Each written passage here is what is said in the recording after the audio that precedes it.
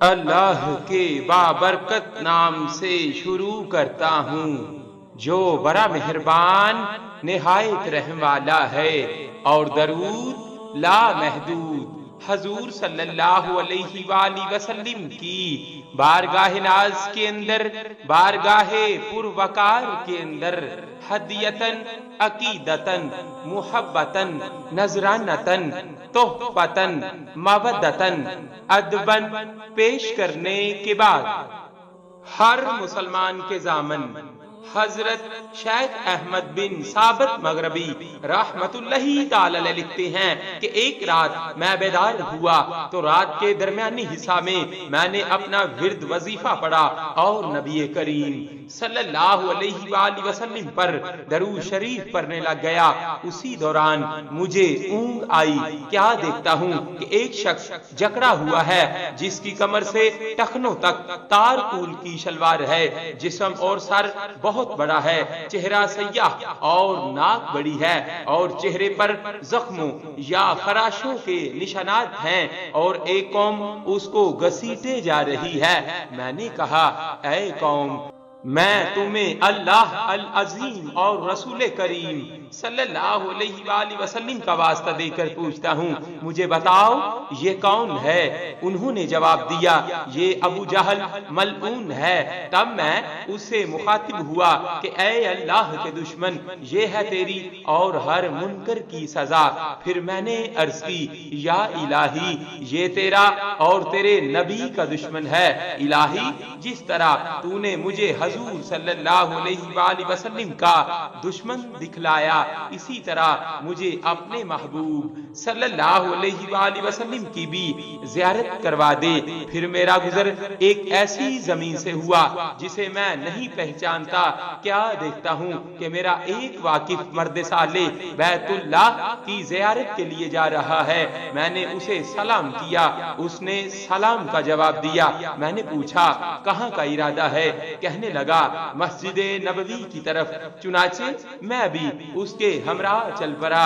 ہم مسجد میں داخل ہوئے تو اس نے کہا، یہ رہی رسول کریم صلی اللہ علیہ وآلہ وسلم کی مسجد۔ میں نے کہا، مسجد تو رسول کریم صلی اللہ علیہ وآلہ وسلم کی ہے، لیکن رسول کریم صلی اللہ علیہ وآلہ وسلم کہاں ہیں؟ کہنے لگا، ابھی تیرے پاس تشریف فرما ہوں گے۔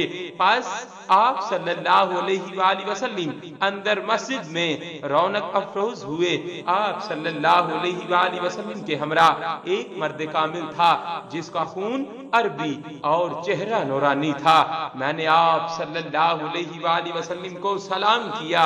آپ صلی اللہ علیہ وآلہ وسلم نے فرمایا، یہ خلیل الرحمن ابراہیم علیہ السلام، ان کو بھی سلام کرو۔ میں نے ان کو بھی سلام کیا۔ پھر میں نے ان دونوں حضرات سے دعا کی درخواست کی، دونوں نے میرے لیے دعا فرمائی۔ پھر میں نے ہر دو حضرات سے ضامن بننے کی درخواست چاہی۔